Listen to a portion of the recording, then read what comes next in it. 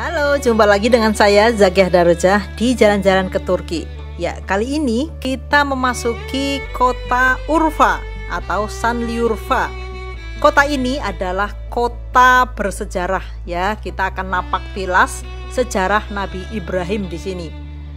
Urfa adalah kota di mana Nabi Ibrahim lahir. Mungkin dulu bukan kota ya, kampung atau apa mungkin sebutannya. Nah, kita akan napak tilas di sekitar sejarah Nabi Ibrahim dari lahir sampai dia ketemu dengan Raja Namrud di sini ya.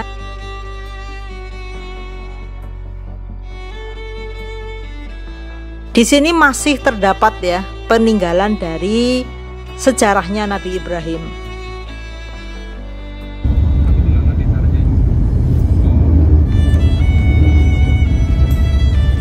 Baik, kita akan mulai dari sebuah kolam ya. Ini pas di dekat kota Urfa ya. Hotel saya pun lumayan dekat dengan tempat ini ya. Tempat ini banyak sekali dikunjungi orang, terutama orang-orang yang berziarah ataupun napak tilas ya tentang sejarah kelahiran Nabi Ibrahim. Nah, disinilah sekitaran di mana Nabi Ibrahim dulu dilahirkan. Ya, ini pertama kita masuk lewat gerbang ya, dan kita akan bertemu dengan kolam yang sangat jernih, warnanya hijau kebiruan ya, dan di situ banyak sekali ikan-ikan. Konon ini adalah tempat di mana api yang dulu membakar Nabi Ibrahim itu menyala ya. Jadi ini cukup panjang ya kolamnya. Nah, disitulah katanya ya, ini katanya ya.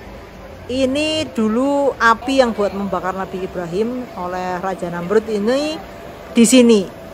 Nah, sekarang menjadi sebuah kolam yang jernih ya, dijadikan kolam, dan di sini banyak sekali ikan. Dan katanya juga ini di sini ikannya tidak boleh ditangkap ya, karena ini ikannya ikan misterius atau apa gitu ya. Ikan ajaib yang memang tidak boleh untuk dimanfaatkan atau dimakan ataupun disakiti gitu ya.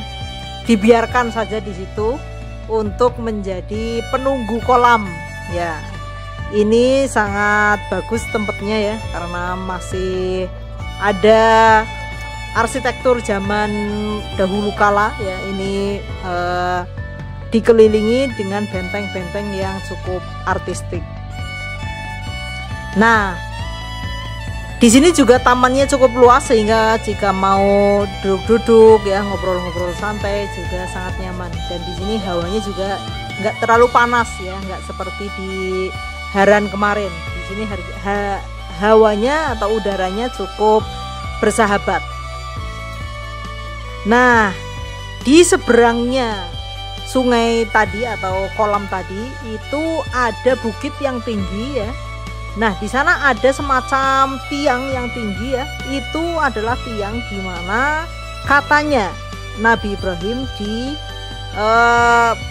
diletakkan ya, atau mungkin ditaruh di situ ya waktu beliau dibakar. Itu tiangnya yang buat mengikat Nabi Ibrahim. Katanya begitu ya. Nah, terus kita jalan lagi ke arah yang cukup dekat ya. Kita menuju ke tempat di mana Nabi Ibrahim dilahirkan. Dan saat ini tempat ini itu dibuatkan masjid. Jadi ya, di sekitar tempat kelahiran Nabi Ibrahim itu dibuat sebuah masjid, dan ini lumayan sangat ramai juga ya. Dan banyak sekali burung-burung yang dibiarkan terbang ke sana kemari ya, burung merpati ini. Nah, sebelum kita masuk ke tempat lahirnya Nabi Ibrahim, kita masuk ke dalam halaman masjid dulu. Nah, ini dia masjidnya. Nah, ini kita memasuki tempat di mana Nabi Ibrahim dilahirkan. Ya, ini semacam di dalam gua ya, tetapi sudah ditutup ya, dilindungi oleh bangunan ya. Nah, ini katanya gua yang tempat di mana Nabi Ibrahim dilahirkan. Di sini dikelilingi oleh masjid ya, tetapi siapapun boleh untuk datang berkunjung. Jadi ini suasananya itu di dalam gua. Jadi masjidnya itu masuk ya. Tadi di luar, terus kita masuk nunduk gitu untuk masuk ke dalam tempat Nabi Ibrahim dilahirkan.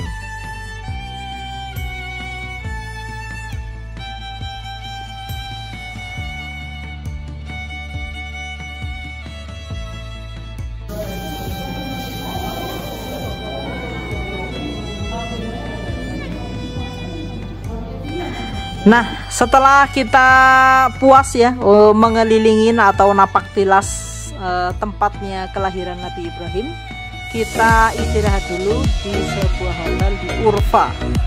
Ini dia hotelnya, lumayan nyaman ya, arsitekturnya juga unik. Mungkin ini hotel lama ya, tetapi masih layak lah, dan luas juga kamarnya. Nah, malam harinya kita akan menikmati sajian Mesopotamia night ya, atau dinner ala Mesopotamia. Nah, jadi kita nggak sempat istirahat, cuma naruh tas saja, terus bersih-bersih sebentar, terus kita keluar lagi ya untuk mengunjungi Mesopotamia night. Nah, ini dia ternyata tempatnya di Urfa ini lumayan padat ya. Jadi gedung-gedungnya itu mepet-mepet gitu. Nah, ini restorannya juga di antara gedung-gedung yang sempit itu. Nah, kita akan menikmati sajian tarian dan lagu ala Mesopotamia.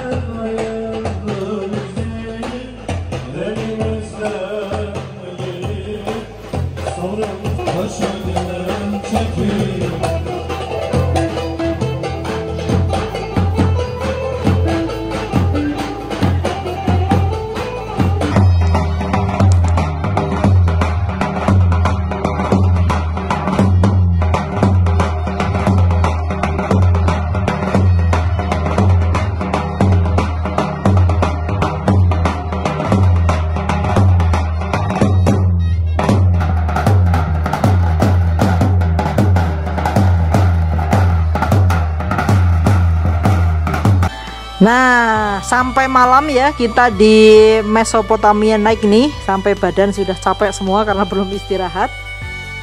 Kita kembali ke hotel sebelum besok kita akan menuju ke Gunung Namrud atau MT Namrud, Mount of Namrud. Ini dia, kita sudah perjalanan pagi ya.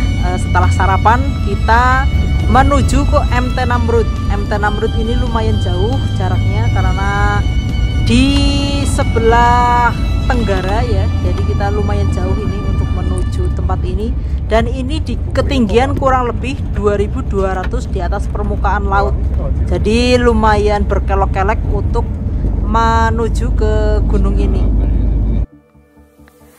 Nah, setelah sampai di parkiran bus ya, kita akan jalan menuju ke tempat puncak Gunung Namrudnya. Nah, di sana katanya banyak terdapat sisa-sisa patung peninggalan Raja Namrud dulu. Jadi ini sebenarnya banyak versi ya. Ada yang bilang ini memang peninggalannya Raja Namrud ya, pas zamannya Nabi Ibrahim. Ada juga yang bilang ini adalah gunung di mana dulu ya zaman raja-raja Yunani kuno gitu, itu membuat pemakaman di sini, dan patung-patungnya itu adalah patung-patung raja dari kerajaan Yunani. Jadi ada beberapa versi tentang Gunung Namrud ini. Jadi saya juga bingung nih, ini mau percaya yang mana? Apakah ini peninggalan benar-benar peninggalannya Raja Namrud gitu ya, atau memang ini adalah peninggalannya dewa Raja Yunani ya, yang menggambarkan patung-patungnya itu patung-patung dewa-dewi ya, dewa-dewa yang mereka sembah ya. Kita nggak tahu, yang penting kita mau naik aja ke atas ya. Dan ini ternyata ya, ini di Mount of Namrud, MT Namrud.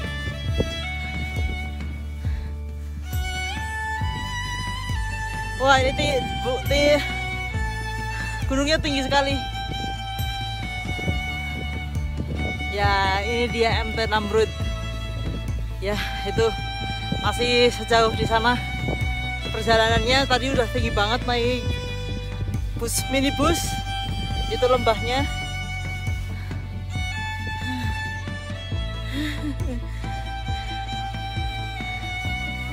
Ya, itu suami saya udah menanti di atas.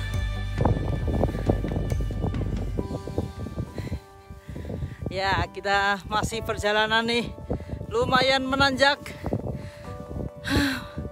Mau melihat patungnya yang dulu dipatahin sama Nabi Ibrahim, patungnya Namrud. Nah, ini butuh perjuangan ini untuk lihat patung-patung. Itu lembahnya dalam sekali.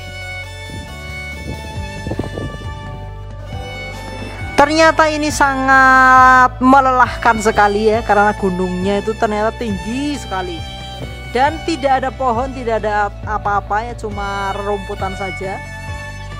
Itu hanya benar-benar gunung nung ya, tidak ada pemandangan apapun ya, hutan-hutan atau gitu tidak ada. Jadi kita di atas gunung ini benar-benar melihat ya hamparan pegunungan yang sangat luas sekali. Indah sih, indah ini pemandangannya indah sekali. Cuma capeknya juga lumayan ya, capek sekali nih, sampai lutut hampir coklek gitu ya untuk sampai ke atas puncak dari MT Namrud ini. Untungnya ini cuacanya sedang mendukung ya, jadi suasananya tuh dingin, sejuk gitu ya, tidak panas. Kalau panas ini besar sekali nih energinya untuk sampai sini. Nah, kalau lagi musim dingin ini tuh semuanya jadi salju katanya ya. Lebih mengerikan untuk sampai ke atas kalau di musim dingin. Untungnya ini udah mendekati musim panas, jadi jalannya sudah sangat mudah sebenarnya. Cuma ya karena jauh jadi lumayan capek. Nah, ini dia, kita sudah sampai di atas ya. Ini pemandangannya sangat indah ya. Terpuaskan lelah kami. Meskipun sampai toklek kakinya ya, tetapi alhamdulillah sampai di atas kami bisa menikmati pemandangan yang sangat eksotik. Dan juga bisa melihat ya, oh ini ternyata peninggalan patung-patung zaman dahulu kala di sini masih terawat dengan baik ya. Nah, ini katanya adalah patung-patungnya si Namrud ya. Atau kalau versi yang kerajaan Yunani, ini adalah patung-patung dari raja-raja Yunani kuno ya. Saya juga tidak tahu mana kebenaran yang lebih benar ya. Kita sebagai wisatawan menikmati saja ya. Oh, ternyata ada yang pernah membuat sebuah patung-patung di atas gunung yang sangat tinggi sekali. Dan mereka sampai sekarang itu ya, patung-patungnya ini masih ada. Padahal ini dibuat pada zaman sebelum Masehi. Ya, ini dia ada museumnya juga di bawah ya, Museum MT Namrud.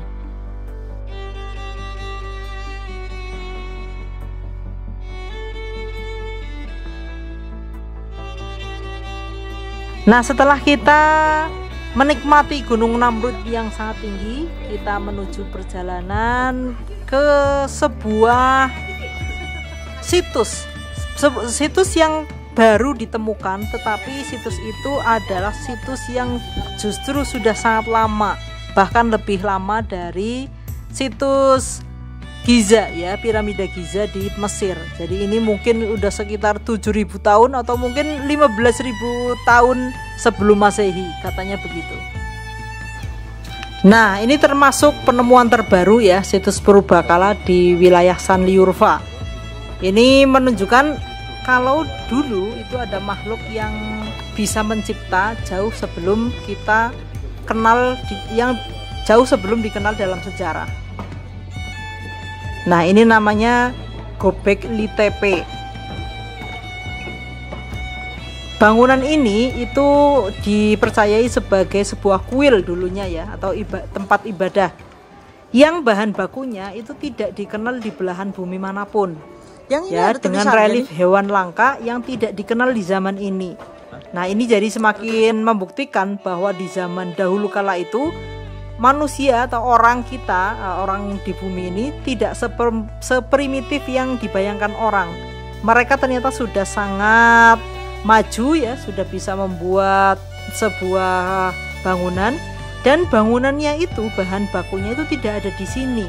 Jadi diperkirakan bahan bangunan yang dipakai adalah dari planet lain. Ini begitu perkiraannya ya. Jadi ini tuh sebuah situs purbakala yang masih sangat misterius ya, karena bahan bakunya tidak ada di bumi dan hewan-hewan reliefnya juga tidak dikit ditemukan ya di zaman manusia sekarang.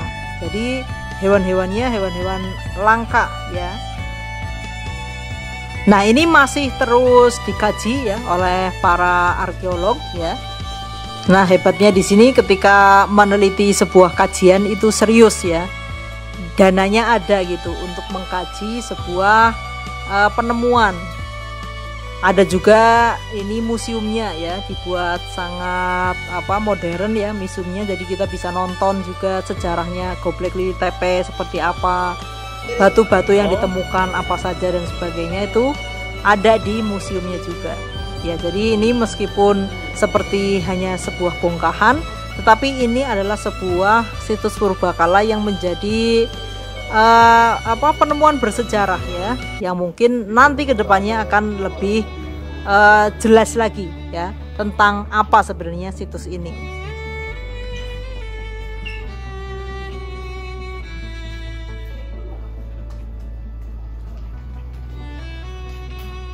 Nah, kita akan bermalam di kota Adana ya. Ini kota Adana juga kota yang cukup bagus katanya, tetapi kita hanya akan menginap saja sebelum besok pagi kita akan menuju ke Kapadokia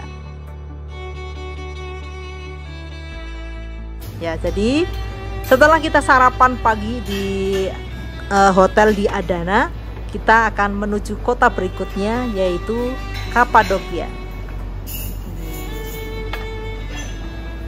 Oke, baik, kita ketemu lagi di video selanjutnya di kota Kapadokia. Sampai ketemu.